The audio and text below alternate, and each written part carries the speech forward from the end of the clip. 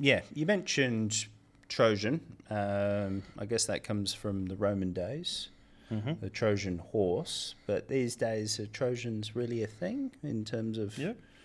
what it, would an average what's a Trojan to me as a business consumer? Like, how can I stop Trojans? I don't like Trojans.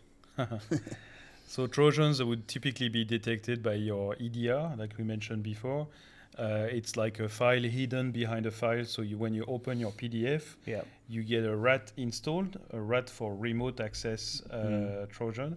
And so that will basically, it's like a dormant thing Yep. that will connect back To the attacker. Right. So And like give a them little away. client server Yep. essentially that's been set up on the target. Yep. Yep. So imagine if I can't make it through your firewall, that would be the next step, is trying to use phishing or social engineering Right. to get something to connect back to me.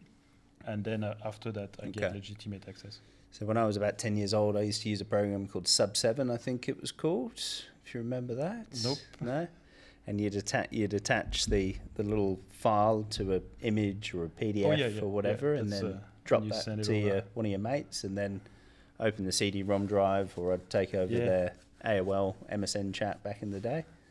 And that was that a Trojan? That was very similar. That was a Trojan, and that's very similar to what I was using. I don't remember exactly the name. Yeah. I remember back then we were all chatting on ICQ. Yes, correct. Yeah. And you could ASL. And you could get using a little add-on, you could get the other person's IP address, and that's it. And you'd use a NetBus, was it called, or something like that? Yeah, just install that. There's quite a famous YouTuber that,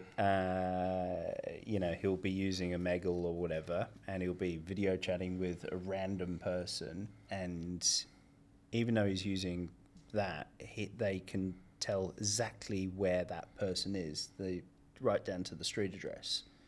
How are they doing that when they're using that is because of the background or not? Because that's always in that case. No. So, one's on a webcam, the other one's on a webcam, and he can very quickly work out to precision where the other person lives. How are they doing that? I'd say it depends on the service you're using. I would think normally when you're using services like Teams, you're connected to a server. Like we all connected to a server, which is also where the recording is happening. So in that case, it would not be very easy to find out.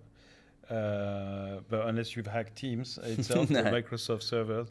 If you're in a direct line-to-line connection, that's easy. You just use something like Wireshark. You can scan. Basically, you can see all the IP addresses you're connected with, and that's it. Okay, and then just do a geo lookup based on the IP. Yeah, exactly. Geo IP lookup. You get the IP address. You get the street address, country, and the city, and so on. Yeah.